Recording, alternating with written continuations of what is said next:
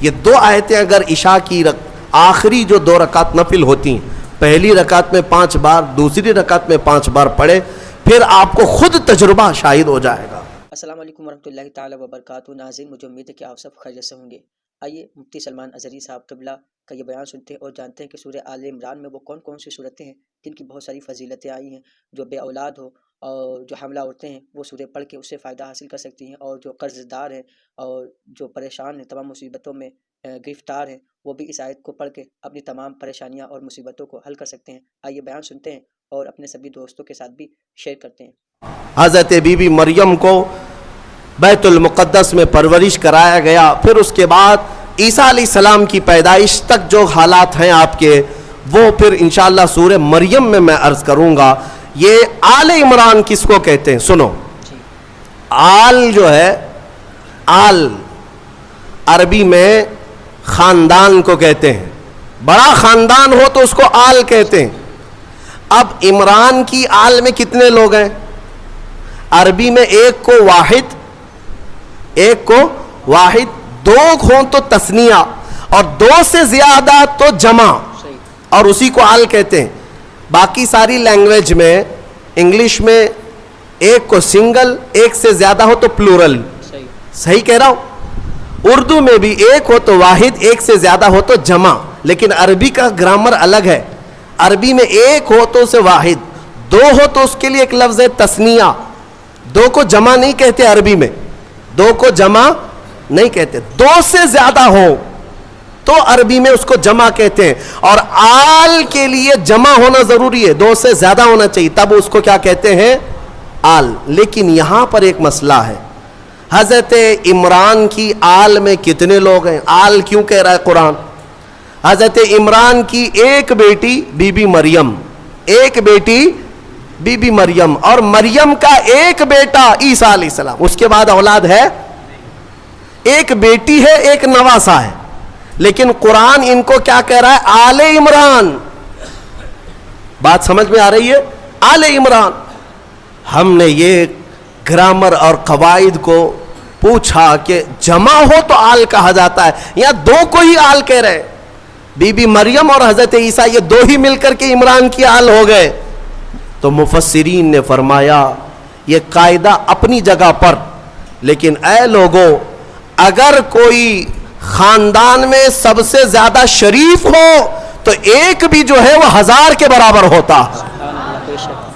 حضرت عمران کی آل میں ایک بی بی مریم ہے جو سب سے پاک خاتون ہے، اور ایک نواسا ہے جو اللہ تعالیٰ کی طرف سے ایک ایسی آیت اور نشانی لے کر کے آیا، دنیا میں اس کا مثل کوئی نہیں، وہ عیسیٰ علیہ السلام بغیر باپ کے پیدا ہوئے۔ اس نشانی کو دنیا میں کہیں اور دیکھا آپ نے؟ تو 2 ایسی اولاد ہے جس کی وجہ سے قرآن نے ان کو آل عمران کہا۔ اس سورے کی بڑی برکت ہے، اس میں کچھ آیتیں ہیں، اس سے قبل بھی میں نے تفسیر میں بتایا تھا، آیت نمبر میں آپ کے سامنے ذکر کر دیتا ہوں تاکہ اس کے فوائد معلوم ہو۔ جب کبھی آپ کی گھر میں عورتیں حاملہ ہوں یا بچے کی ولادت کے اوقات آ جائیں تو ان آیتوں کی تلاوت جاری رکھیں، نیک و صالح اولاد پیدا ہوگی، نیک و صالح اولاد پیدا ہوگی۔ یہ سورہ آل عمران کی جو آیتیں ہیں، اور 2 آیتیں ایسی بھی میں آپ کو بتا دیتا ہوں۔ مفسر شہیر حکیم الامت نے فرمایا اگر کوئی قرض کے بوجھ سے پریشان ہے اور تنگ دستی کا شکار ہے، مال میں کمی، اسباب میں کمی، روزگار نہیں، یا اس پر بوجھ ہے مال کا، تو اس کے لیے فرمایا 2 آیتیں، یا پھر کسی حاکم سے ڈر لگتا ہے، حاکم سے ڈر لگتا ہے اور کسی کے پکڑنے کا خوف لگتا ہے، لیکن تم صاف ہو، یہ 2 آیتیں اگر عشاء کی نماز کی آخری 2 رکعت نفل میں 5 مرتبہ پڑھو گے تو اللہ ساری محتاجی دور فرمائے گا۔ یہ میرے تجربے کی بات بتا رہا ہوں، الحمدللہ میرا اس پر عمل بھی ہے، ورد بھی ہے، اور ان آیتوں کی برکت سے ہم نے دیکھا کہ بڑے بڑے ظالموں سے کبھی خوف نہیں محسوس ہوتا۔ اللہ تعالیٰ نے دل کو مضبوط رکھا ہے، دل کو مضبوط رکھا، یہ آیتوں کی برکت ہے۔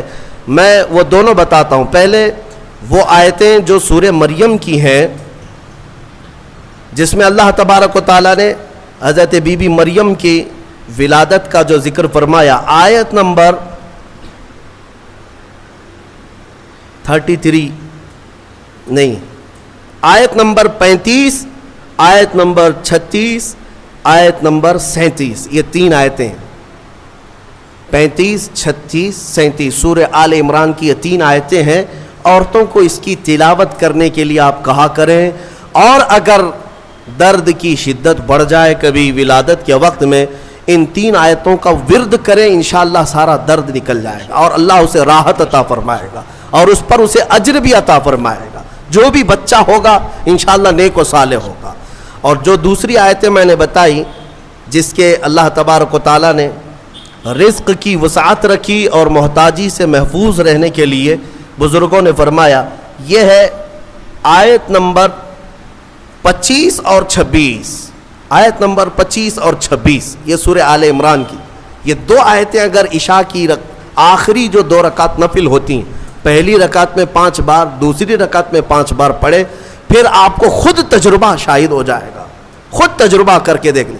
आयतों का अगर मैं विर्द करूं तो भी आपको पता चल जाएगा कि इन आयतों में क्या है। कुलिल्लाहुम्मा मालिकल मुल्क तुअतिल मुल्क मन तशा व तंज़िउल मुल्क मिम्मन तशा व तुइज़्ज़ु मन तशा व तुज़िल्लु मन तशा बियदिकल खैर इन्नका अला कुल्लि शैइन क़दीर। ये आयतें हैं जिसमें अल्लाह ताला ने यही फरमाया कि अल्लाह जिसे चाहे मुल्क अता करे और जिससे चाहे मुल्क को छीन ले, और जिससे चाहे इज्जत अता करे, जिसे चाहे जिल्लत दे। सारी खैर अल्लाह तेरे दस्ते कुदरत में है, तो हर शय पर, मुमकिन शय पर कादिर है। तो ये आयतों का विर्द मैं यहाँ आपको ये कह रहा हूँ। आज की तफसीर के लिए इतना ही है। एक आयत करीमा मैं तिलावत करके अपनी तफसीर को ख़त्म करता हूँ। बात जी इजाज़त के साथ मैं ये दे रहा हूँ, जो मुझे मेरे बुज़ुर्गों ने इजाज़त दिया है, इजाज़त के साथ मैं कह रहा हूँ ताकि उम्मत को इसमें नफ़ा हो।